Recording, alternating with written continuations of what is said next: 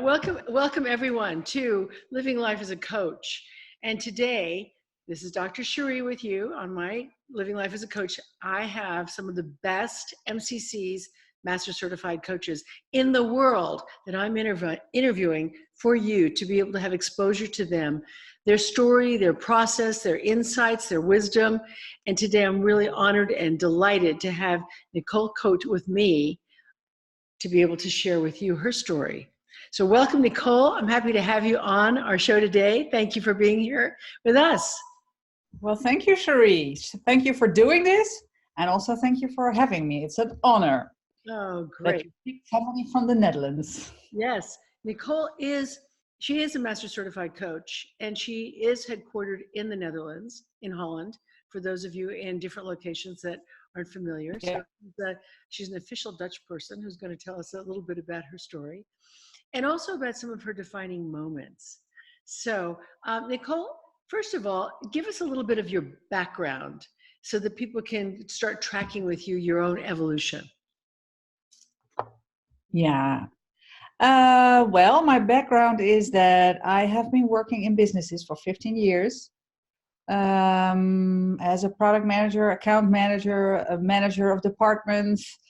So I was growing and growing in the business, which was supposed to be normal. I mean, if you are a product manager, then you want to be a marketing manager. And if you connect that to the subject of today, I didn't really listen to my messages. I just followed the path which was supposed to be followed. So kind of climbing corporate. After I became a trade marketing manager, I gave leadership to 4 departments. And all of a sudden I was thinking, my goodness, I am trying to make people eat more potato chips. And now, that's when I woke up. What was the wake up moment for you? What was the thing, the catalyst that actually had you wake up and pay attention and go, oh my God, my life's about potato chips? There you go. I thought I am really actually trying every week again and again to have people eat more potato chips, which for a lot of people might be a nice goal. But all of a sudden I thought, is this me? And is this really what I'm doing? So there it started to, I don't know if you can call it that, itching inside myself that I thought, is this it? And well, apparently it wasn't, because after some things that happened, I became a career coach, a coach as a career. Now, but it didn't go by itself. Tell us about the transition between the wake-up call about I'm helping the world eat more potato chips and the career coach, because it seems like all of a sudden that was like wake up and then boom. Well, the story is a little less heroic in the sense of I was helped. I didn't dare to listen to my own truth. It was itching somewhere. And therefore, my flame became a little bit less for the work I did. That's what happened. The other thing that happened is I became pregnant. So I was also a little bit distracted by what was growing inside of me. And then when if you are pregnant in Holland, you get 16 weeks to give birth. So I was in my 16 weeks, and I thought maybe when I come back, I'll take 1 day a week for 6 months. That's what you can do in Holland if you want to be able to look after the kid. But what happened? I was in my maternity leave, and I got a call from my employer, and he said, well, we are going to reorganize, and your function might not be there when you come back. And since you are in maternity leave and the other guy is there, we choose for him, and, we'll see what you do when you get back. Oh my gosh. How did that hit you? Well, I can tell you it hit me hard, because I thought, okay, this is the glass ceiling that they're talking about for women first. Mm-hmm. Second, I had hormones in my life, in my body, of course. But actually, later on, when I came back to my senses, I discovered that this is what I needed in order to go back to myself. Who am I? What do I want? What am I good at? Now I'm at this crossroads in my life. You better use it to start listening to your own voice. So I started to listen to my own voice. I started to talk to people. How do you see me? I think I'm good at this. Is that true? I think I'm bad at that. Is that true? So all of a sudden I started to get a picture of my own voice. I So, was sort of poor, so it's not that heroic. well, no, it is actually, it's subtle, but it is heroic because you had the wake up call and then you started paying attention, but the other circumstances started hitting you. Number one, you got pregnant. Number two, your job was becoming redundant. So the universe was also telling you at the same time, Nicole, wake up, pay attention. There you go. This is not There what you go. you do. There you go. So So through- I finally chose to start as a coach to educate myself as a coach. And that choice, how did that come about? Was that because the last thing you said was, I wanted to find out who I am, what do I want, and listen to my voice. So what was it that actually sparked you to say, I'm going to listen to my voice, or I'm going to become a coach? What was the thing that moved you to the choice and commitment? Well, that was very strong because what I like I said, I listened to my voice, I listened to others, and I came with an idea, but I didn't know, I couldn't make an etiquette in the sense of it's this job. So I talked to a friend and she said, well, it sounds like what you're good at and what you like to do is what my coach Max does.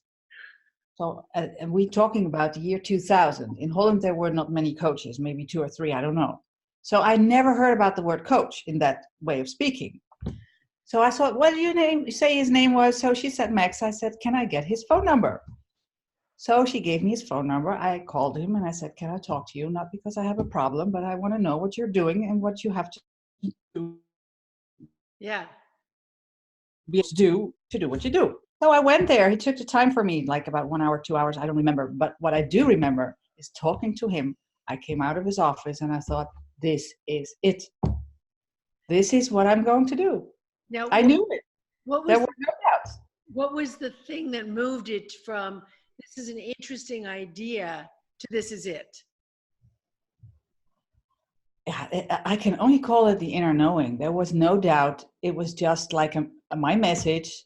This is what it has to be. Okay. So you said before that you had difficulty trusting and listening to your messages. And then now, after the conversation with Max, the message came clear and you embraced it. Yes, I did. So what shifted inside of you to be, because I know a lot of people are going to be listening to you going, that's like me, but how do I trust it? Oh, that's an interesting question. I think that has something to do with values. Because if you know your values, and like freedom is one of my biggest values, education is a very important value. I figured this out during the years. This is not very easy, of course, in the beginning, but also helping others was a value. So knowing that what Max did, he had his freedom because he had his own company. He was helping others. And by doing this, I was, really educating myself again in a completely new world. So I guess it has something to do with my values. It connected. It was clear. Okay, so the connection of your values of freedom, education, and helping others, again, 3 came together and they connected inside of you to say, this is it. Yeah. Okay, now the discovery of this is it, and then actually doing it and going through the steps, that's another big leap. So what were the baby steps that you took after your significant meeting with Max where things clicked and connected? What did you do then?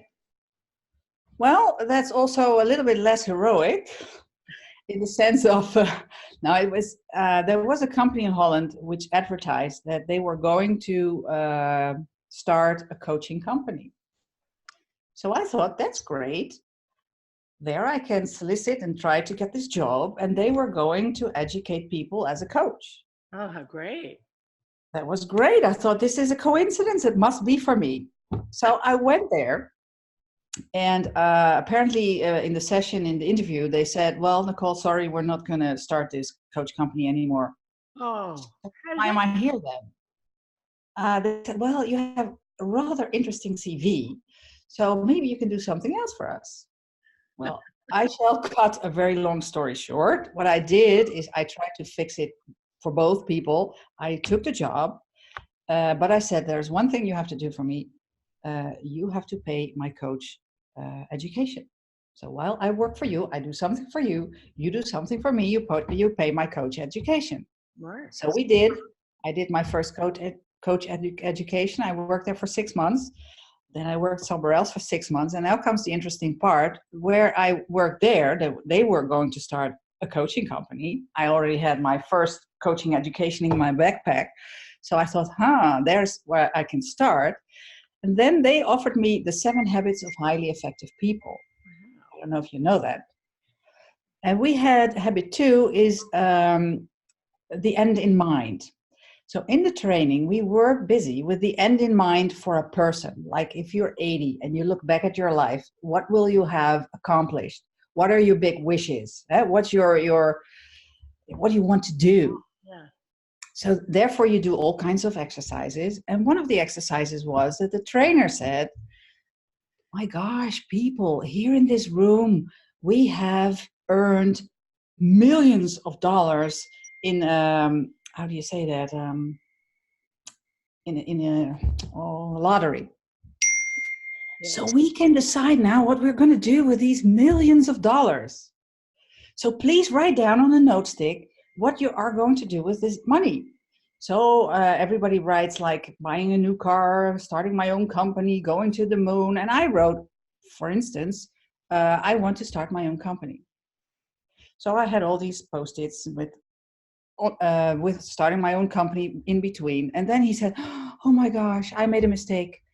All the money from the lottery was not for these kind of group. It was for the neighbors. So we were all there, and then he said, well, you know what we do?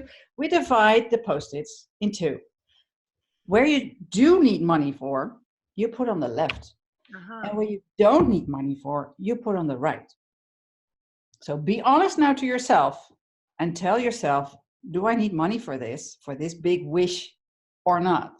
So there I was with my yellow ticket staring at me, saying, starting my own company.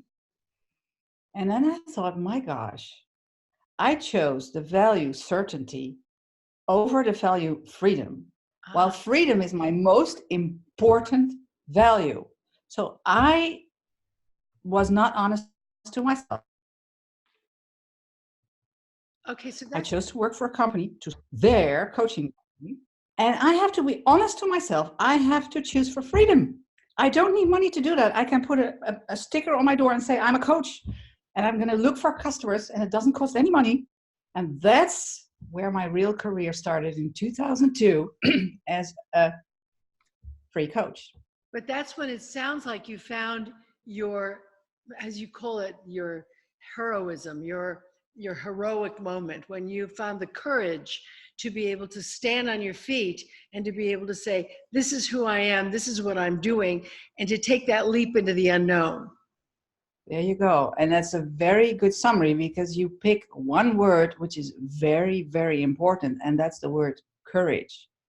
If you're talking to being true to yourself, it's about knowing, but it's also about daring to choose.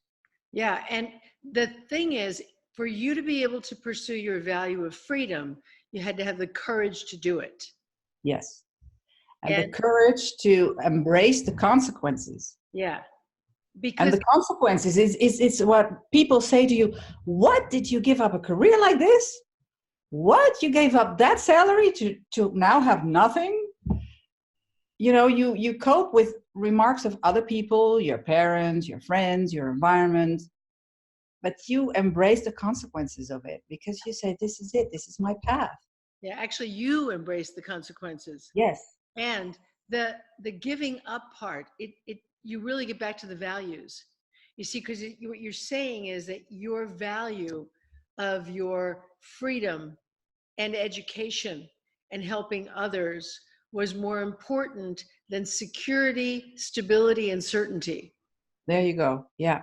And so weighing those two, you all of a sudden say, well, this is more who I am and what I want my life to be about than to have the secure, stable job that doesn't necessarily feed my soul, but feeds more people more potato chips. There you go. And of course, in my case, I talked it over with my spouse in the sense of, do you agree? Because this is not only affecting me, it's affecting all of us. Yeah. And I had a lovely spouse who stood behind me all the way and said, yes, I agree. Go for it. That's so great. That's so great. Did it take some convincing, or was he fully in to being behind you all the way? He was fully in, and I think it was because he saw my fire, my passion, my really wanting to do this, my conviction that this was going to work. That's so exciting. So exciting, because it sounds like the wake-up call for you was the connection with your values, your principles, who you were, not just going up the corporate ladder, not just maintaining a job and the stability or security, but listening to that passion, that flame, that spark, that part of you that awakened, that was maybe lying dormant and behaving yourself, fitting into what the expectations of the world. And then finding your own true voice and really listening and connecting to your message. Yeah. Yeah. And I went from, I can call it a huge salary, a company car, and a cell phone from the company to nothing. Really nothing. And it didn't matter. I don't know how. We managed. It didn't matter. I was happy. It was. So for happiness to you is more than the symbols of happiness. It goes down to a kind of soul satisfaction. Yeah. Soul satisfaction, or sometimes English is difficult, but it's your destiny, sort of. Ah, okay. So if one of our listeners says, well, how do I find my destiny? How do I mean, it's okay for you, Nicole. You had the wake up moment. You had the support of your spouse. You had the courage to step in and embrace the consequences, whatever they may be. But what about me? I'm in a job, or I'm looking for, who I am. What can I do to find my destiny? Well, if you look at my path, I looked inside of me and listened to it. Because, if you listen to it, there are all kinds of things happening in you. I don't know if nobody has more voices really in his head, but actually we do. And you have a voice saying, I want to be a coach. And then you have another voice saying, no, there are already 40,000 coaches in Holland. If you're going to be a coach and you're going to be one of the 40,000, you will never earn a living. And then the other voice says, so what? I'm good. You have all these voices. So you have to figure out which voice is mine and which voice is, for instance, from my mom or dad or spouse. So that's one. So here, let's just say that one of the voices was from your parents that was saying, you have to be practical now. Let's not be crazy. Let's not just be an ideal dreamer and just go after some crazy dream and no security, no stability, no certainty, nothing you can hold on to. If you have this voice in your head, I'm sure a lot of people have that voice, whether it's society or their parents, or it's somebody that is the practical, rational, reasonable voice. What did you do to transcend that practical voice? Well, let's go back a little bit before I answer that question. Is the funny thing is, when you look back at my own history, and I only realized later, is when I quit secondary school, I believe you call it, and I wanted to go to college, to university. I wanted to study sociology or psychology.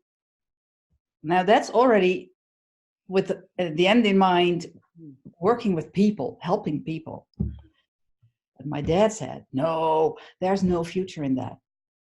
Because you cannot, as a girl, you have to always, and that's what my mother said, my mother's voice was, as a girl, you should be able to earn your own living. Yeah. a psychologist or a sociologist doesn't really earn an own living. So no, that's not a good choice, Nicole. So here I went into economics. That's how I became a manager. And then later on, when I was in my crossroads of my career, I was, going back to myself, and I refound this path by, and now comes the second thing, listen to your own voice, but also talking to others. I talk to others. What am I good at? When you look at me, what do you see? And yeah, and what's my passion according to you? Because you still doubt a little bit. Am I helping really people? And then do other people see that as well? And then you get how do you say that? Something that they confirmation that your idea is what they think too. And then one on one becomes three. And then you think, okay, so what I feel is good for me is apparently what I'm good at. And then starts the bravery part, like, okay, am I going to stand up against what the world says, that this is maybe not a good way to earn a living, or that it's crazy to give up a career like this? So then comes the third part of the whole travel, saying, yes, it is. And therefore, I also started to talk to my spouse in the sense of, do you agree that this is a good path? Wow. So what, in terms of percentages, it sounds like it was like the percentage was very high initially, like you can't, and then you built up to the I cans, getting stronger and stronger, more confident, more convicted, like to the point where it's like, yes, I can. Yeah. Is that right? Yeah. And what you use there also is visualization. How will it be? I had something funny. I came home one day, and when I decided I wanted to be a coach, and my husband said, please go to the attic. So I went to the attic, and there was a desk, a bureau. He built it, and on there he had the little note, director of coaching. So I thought, okay, now I'm going to start. That is so sweet. That is yeah, so and then I started thinking, okay, my background wasn't for nothing. Yeah. I've been a manager, I've done marketing, I've done sales. How can I use this to become a coach? So there I started making mailings to schools, because I heard the bell ringing that school directors, they were first a teacher and then they become a school director. And that doesn't really mean they know how to manage a school. So I thought, maybe I can be a coach of school directors. So that's how I started. Really? Yeah, nobody responded, by the way. So it didn't work. Okay. But the application of what you had done to what you were going to do, and connecting the dots, the various different dots, whether it's marketing or sales or economics or managing, connecting those dots with your passion. It sounds like an important piece of the puzzle. In other words, the flame of passion that you found, plus the dots of practicality, experience, knowledge, and education, connecting those dots together helped you take the step forward into the unknown. Now, whether that was the right step or the step that paid off or not, it was movement rather than stuckness. yeah, because nothing in your life that you did was for nothing. You probably did it for a reason. And everything you have in your backpack is valuable. So I want to just say that this is a quote that you can all take away from today's wonderful interview with Nicole, which is, nothing is for nothing. No. Yeah. No. So, you go to your resources and think, okay, what's in my backpack? What resource can I use here? Because you didn't do for nothing. I mean, I have been a manager for 15 years, but doesn't mean that I didn't like it. I just go with the flow. And then all of a sudden I was at a point that I thought, what the heck am I doing? So going with the flow and doing what was expected, according to your dad, econ as opposed to psychologist, and also your mom, a girl needs to be able to support herself. And then looking and seeing, well, okay, where am I? Where am I in the world of potato chips? Where am I? Is this what I want? Is this who I am? That wake-up call. I don't know if it comes from our angels or if it comes just from that inner knowing place that it's time, or whether it's because as you said, you weren't unhappy. It was just that you weren't totally fulfilled with aligning with your purpose and destiny. Yeah, and time helps, I guess, because if you are a manager of other people, you have employees in your department, and you start to coach them, you get a sense of what you like more than something else. I mean, everything comes for a reason, I guess. And it all the puzzle fell into pieces. Is that how you say it? Sure. But it sounds like you were reflecting at the same time. In Yeah. other, I think what happens to a lot of people is that they keep on keeping on. In other words, Yeah.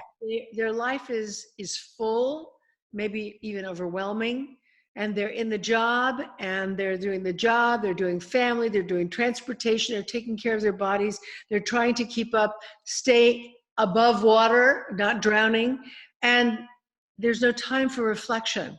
And that reflection time for you sounds like when you stood or sat or closed your eyes and said, well, I've been doing life according to the outside expectations, but maybe I should look inside myself to really see what's in my heart, what's in my spirit, what's important to me. As you said, what are my values?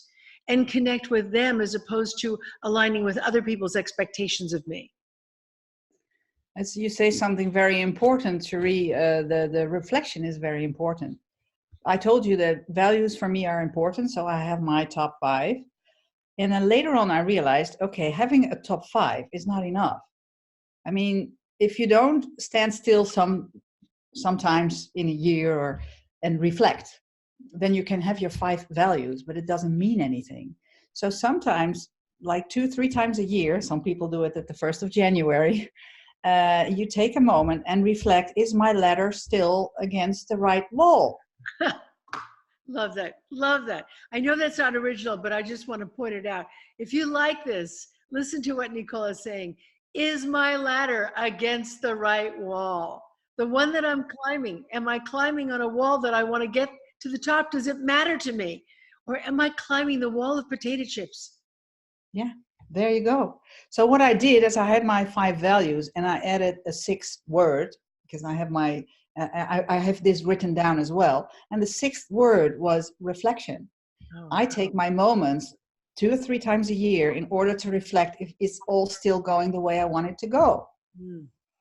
And then, I still do that. And not even 2-3 times a year. May I give another example? Please. I was asked by a company to start a company for them under their flag.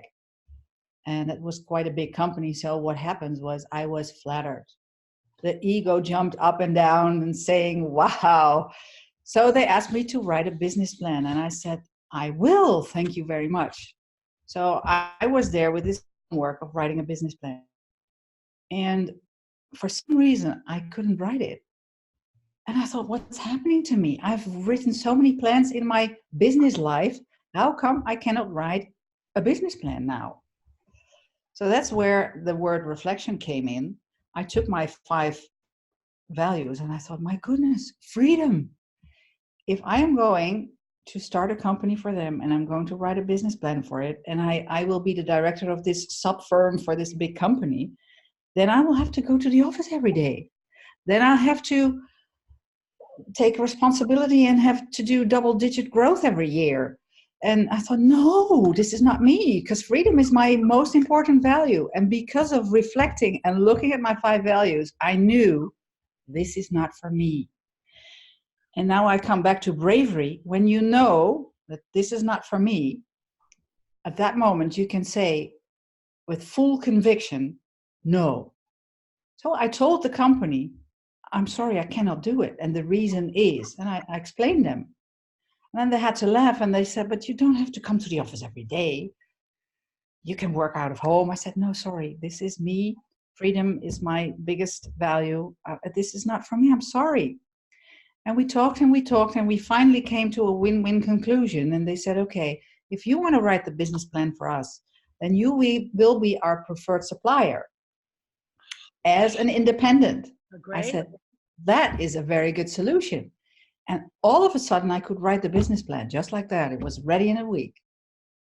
Okay, so I hear you saying that you paid attention to the block as opposed to berating yourself for having the block. Yeah.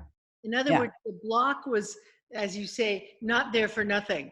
It was an important block to reflect on, to be able to examine, and to be able to find out, what is this? Why is this here? What is it saying to me? What can I learn from it? Because it isn't by accident. There you go. It was actually a message. In the former sessions that you had, I don't know, was it Meg or Meg Man or the first one? He or she said, resistance is important. Yeah, I think. And it struck me. It struck me because I thought, they said, resistance means this is not for you. I wrote it down here. You have to be honest to yourself. So this block was sort of a resistance.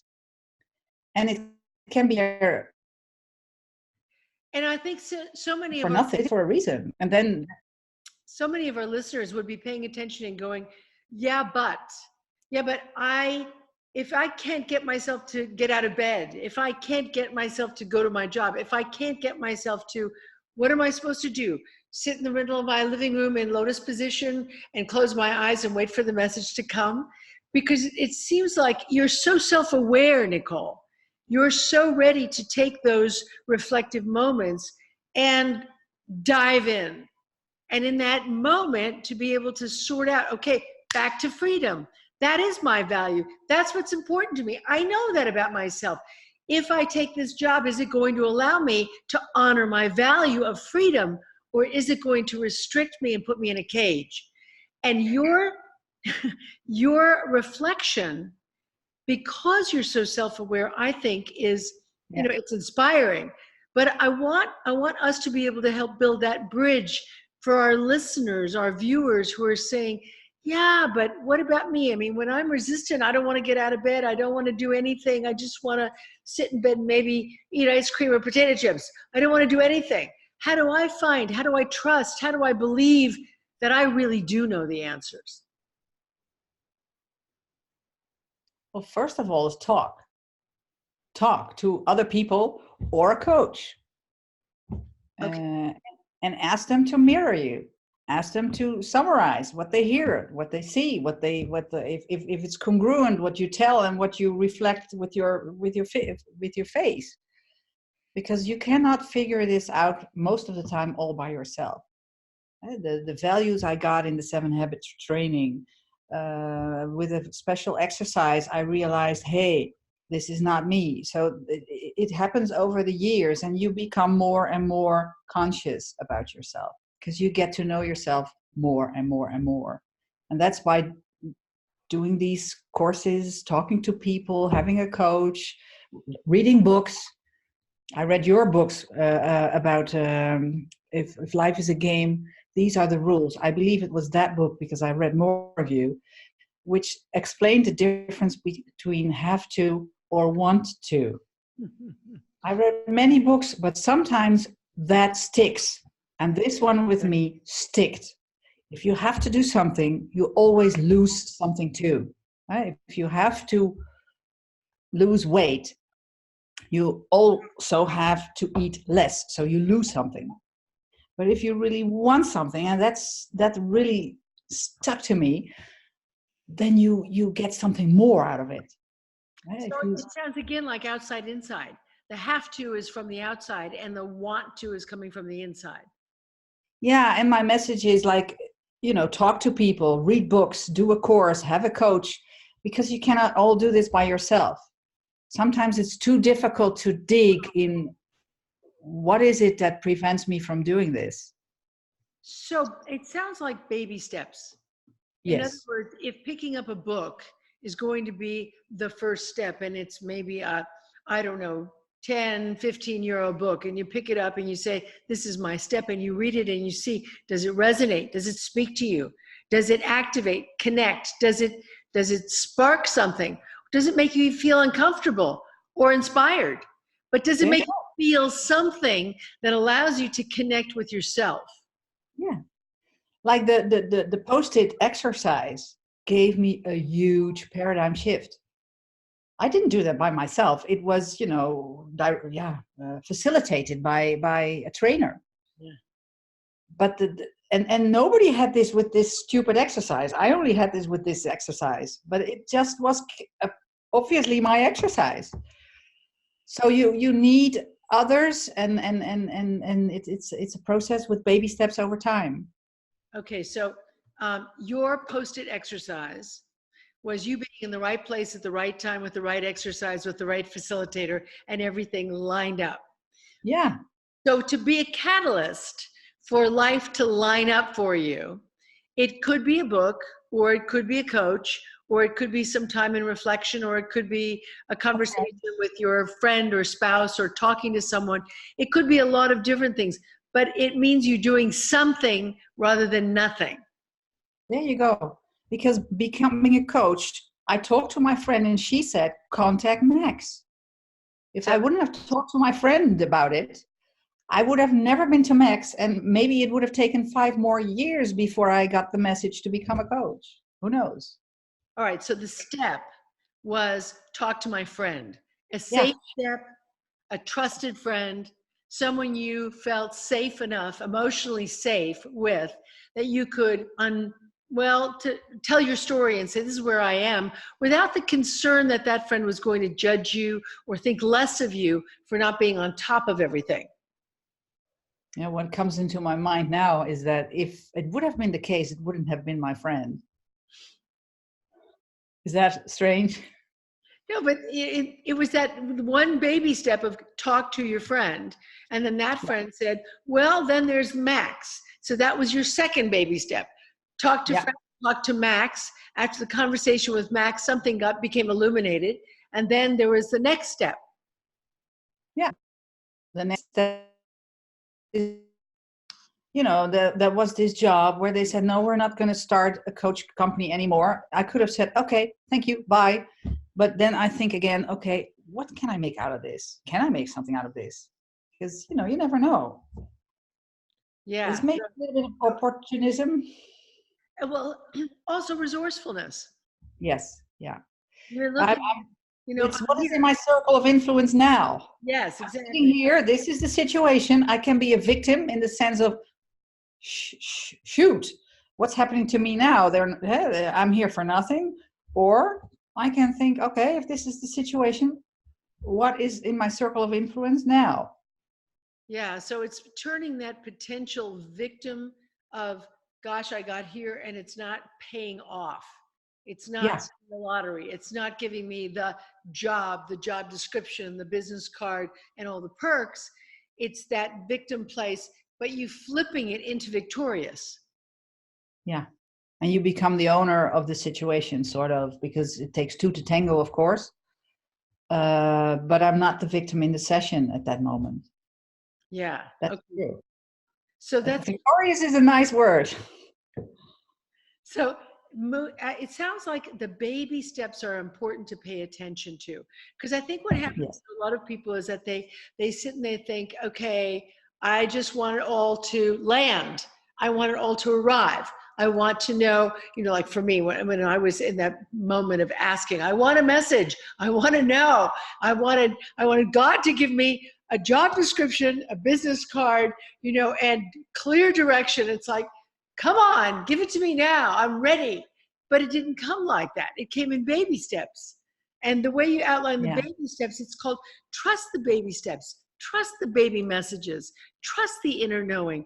Trust those little sparks and as you call them, itches. Trust them. Yeah. And discover what they tell you. Yeah. And it doesn't happen overnight. That's true. It doesn't happen overnight. Yeah. Okay. So patience is important also. Yes. Yeah. Patience, not all wanting it now. Like you say, give me the message now. No, that's maybe some people it works. I don't know. But for me, it took some time before it really effectuated into what I'm doing now. Was it months or years? I think it was about, if you add it up, 2 years. Okay. So I hope I don't disappoint all the listeners, but all in all, before I became a coach, an independent coach, it took 2 years. Okay, so take us on your coach journey now, because becoming a coach is not necessarily an MCC Master Certified Coach. That's No. also another big leap. So Yeah. what gave you the perseverance, the tenacity to stay with the journey and to keep on going? First of all, education is one of my values, so I kept on educating all the time. And second of all, what I noticed is like the profession of coach is an unprotected profession. Everybody can become a coach. In Holland, I don't know how it's in the United States, but in Holland, you can, even without an education, you can be a coach. So I noticed around me there came, during the years, more and more coaches. So I thought, if I want to stay ahead and if I want to make sure that I offer quality to my clients, I guess I should do something. And so I started to certify in PCC and then later on MCC with the ICF, since that's the only one who really examines sessions as well of coaches. So it's a proven quality and they work with competencies. Mm-hmm. So that resonated to me, and I thought, well, I think that's a good thing to do for the profession as well. So that's how I started. How long did it take you to go from, say, your associate certified coach to professional certified coach to master certified coach? How long was that journey? I think also 2 years. Okay. Because I didn't go up for ACC. I sent in my stuff and I immediately got the PCC sticker. I don't know how you say that. And I wanted to be an MCC because they said you have the hours, you have the experience, you only need a little bit more and then you'll be an MCC. And then I was triggered because I thought the ego started again and I thought, oh yes, that's what I'm going to do. And that was a tough one. Really? What was tough about it? Because, like with driving a car, you've done it for years. And if I would have to do exams probably tomorrow, I might even fail, even though I have 20, 30 years of experience as a driver. You have your own habits during the year. You form them. So what I did is that I had been a manager. I think that was the reason I helped my clients too much. I have an analytical way of thinking. So yeah, you say something and I think, okay, got it. Know what the problem is. And this is where we have to go to. Solve it. That's too black and white, but just to explain how it works in my head. So I help them too easily. And it's not about me. It's about the client. Yeah. Okay. So the client is not always ready for the truth yet, even though I already know what the path is. And that was difficult for me to learn. That was very difficult for me to learn.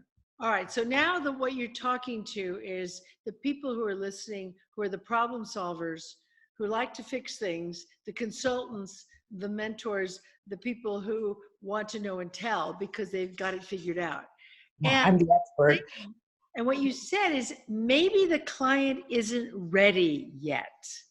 And I think that readiness is an important aspect of coaching versus consulting, because you can be a brilliant consultant and have incredible analytical skills and you can be able to figure out everybody else's problems, but that's not what coaching is it? No, they have to figure it out by themselves. And I can give them the answer, but I'm sure that after 3 weeks, when you talk to each other again, they did nothing. Nothing had changed. So transformational coaching is about them figuring out themselves. Like I had my own path in finding my voice, finding my answers. You facilitate the other in finding his or her answers. It's not about me. It's about the truth of the client. And that was difficult for me because I already saw it after 5 minutes. I'm exaggerating, but so you have to wait for the moment that the client is ready for the truth or their voice or their solution or. Yeah. So the way I've liked to compare it in the past is being a coach is like a midwife for the client's truth to be born. Yeah, that's a nice one. I like that. You can quote me on that. Yes.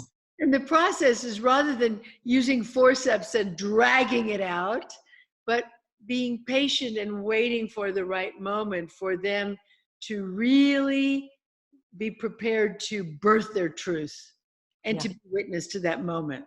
Yeah. Yeah. And as a manager, you want a solution and you want to solve things. And I had the paradigm that at the end of each session, there has to be a result. So I was working to a result. Result. There you go. But my result is not the result of the client. And what can also happen that, he or she can get out of a session without a result. But then 2 weeks later, all of a sudden something clicks. And then she comes back saying, I got it. So it's not about my result. But, in the beginning, I was focused on result. And that's the ACC, PCC kind of coaching. But you have to learn in mastery and dare not knowing. That's the big thing about the MCC. That's the art of not knowing. And just be comfortable with it. So for you to be able to impart these words to coaches listening to our conversation, what you're saying is, it's still okay to know a bit and to jump in a bit with your helping results-oriented self in the ACC level, maybe a little bit in the PCC. But once you get up to MCC, you really have to surrender the knowing for anybody in their situation. You have to surrender your brilliant knowingness for the holding of the client's brilliance to emerge. Yeah. That's a very good summary. Okay, so your focus right now in your life, what are you up to? What are your projects, challenges? What's happening for you? As a person or as a coach? Well, both maybe. Okay. Well, in my life, my sons 17 and 19 are about to leave the nest. Ooh, that's a big step. That's a very big step. So the nest is starting to get empty, and that makes me restless. So I think I'm going to a new phase of finding my voice, in the sense of is there something else ahead of me, a little bit more or a little bit bigger or different, or is it am I going to continue this way until in Holland it is 67 before you go onto a pension? And maybe I'll never go into a pension. So, because I like what I do, but I have this kind of restlessness in the sense of maybe I should take some time to reflect again. Because the empty nest also gives some opportunities. Yes, it does. It reminds me of my motherhood book. I don't know if you can see it back there. It's called The Gift of Motherhood.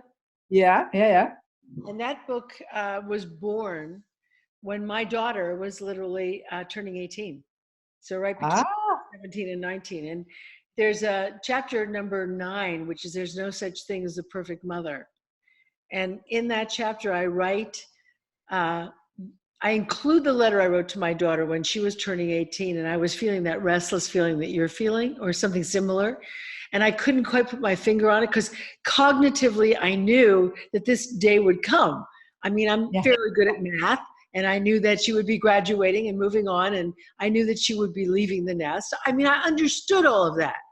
But something emotionally was coming up, was emerging for me that I couldn't quite articulate because I'd never experienced it before. And I wrote this letter to my daughter, which is on page 224 of that book. And it's a letter that basically says, I hope I've done a good enough job to equip you for the life in front of you. Wow. That resonates to me too, because, I have some, everybody has a theme, and being perfect is my theme.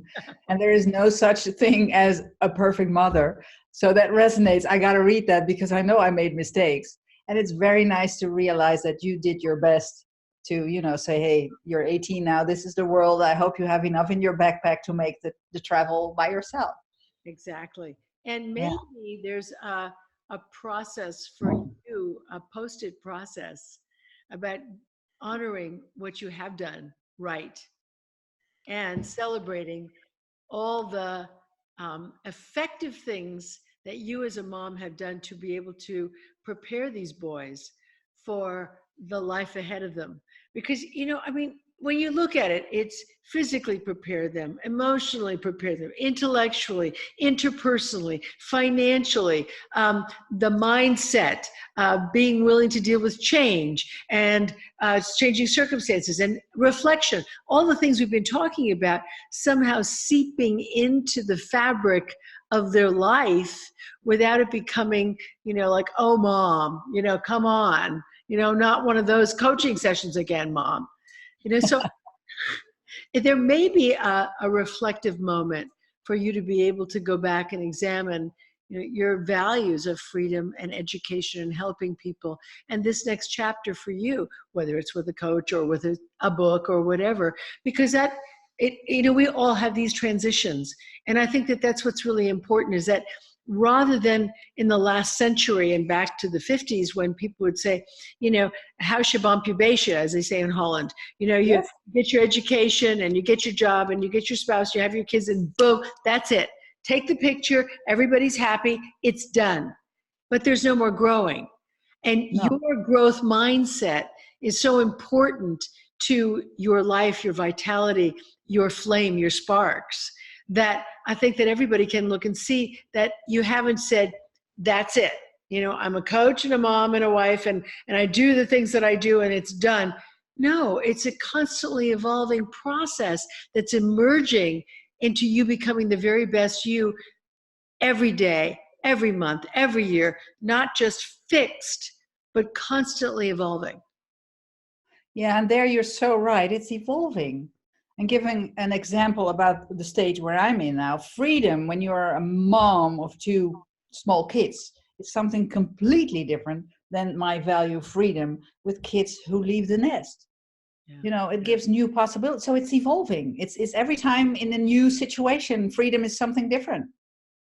Yeah, and it's redefining that also. Yeah, it's redefining, and therefore you need the consciousness again and the reflection in the sense of, okay, because I feel this itch again, and I feel that maybe it can become something a little bit bigger. I just don't know the answer yet. So that's what I'm going to find out in the next coming months, years, maybe. Well, hanging out in the void, in that creative empty void that you get to fill with, again, going within and listening to that destiny, that inner message, that yearning, that inner truth that's ready maybe to be born and to let you know what the next step is in your own personal evolution. Which may take a little bit time, and that's fine. Great. That's okay. So how can people find you? Because I know after our interview, I'm sure people will say, gosh, Nicole is so inspiring. I want to be able to find her and track her and follow her and learn from her. Well, they may, of course, they can go to my website, www.coaching, which is KOOTCHING.nl, and my email, info@coaching.nl. And the coaching's with a K, not a C. There you go, because my family name is Coat, Koot, and you spell it like coat. And I put ching behind it, and you get coaching. It sounds like coaching. So I thought, okay, that's going to be my name. Okay, so will you spell it one more time for us, for the people who are familiar with the C and not the K? So my email address is info@KOOTCHING.nl. Great. Okay, that's really an important piece of the puzzle, because if they misspell it, they won't find you. There you go. Yeah. So they can always give me a small note. I'll always answer, and I'd like to be inspired by others. And if they want something from me, I'm happy to give them answers. All right, so I have one kind of crazy question for you, which is that maybe there are some people who have a spouse that's not as evolved or as supportive as yours. Is there anything that they can say or do to bring their spouse into the wake up vision of the future? Ooh, can I therefore give another example Sure. where it didn't work out so very smoothly? Yeah. Husband, when I just gave birth to the first child, I had the ideal idea that we both started to work 4 days a week instead of 5 days a week. So the kids could go 3 days to a kindergarten and 4 days at home. For me, that was kind of a better balance. So my husband said, no way, I'm going to do that. It's your idea, it's not mine. For me, it's fine if he goes 5 days to the kindergarten.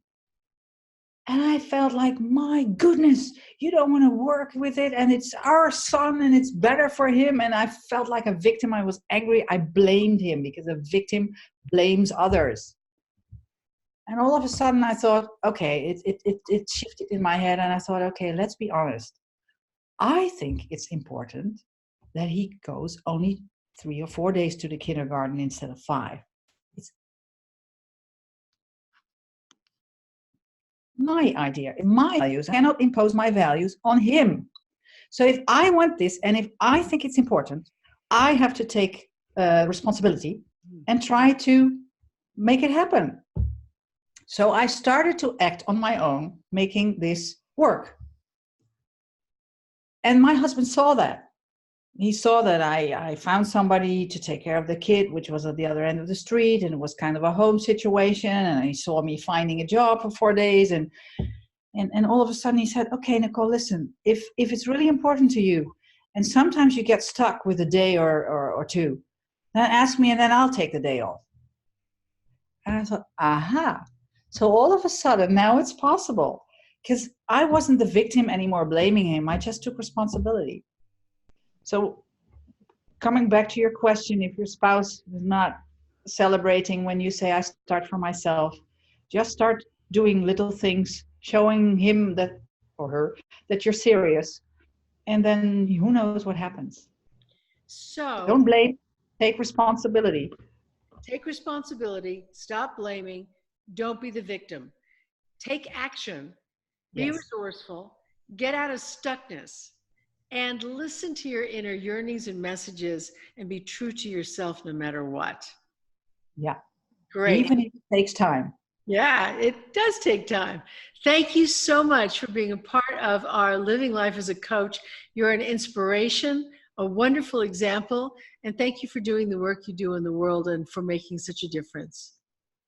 Thank you too, and thank you for getting all these answers out of me. You had great questions. It's been great. Thank you so much for being with us today. All righty. Bye-bye. Okay. All right. Bye-bye. And thank you all for being with us, for being with Nicole. And remember, next month we will have another wonderful Master Certified Coach to share with you the journey of what it means to be able to live life as a coach. So join us then. Thank you for being with us today.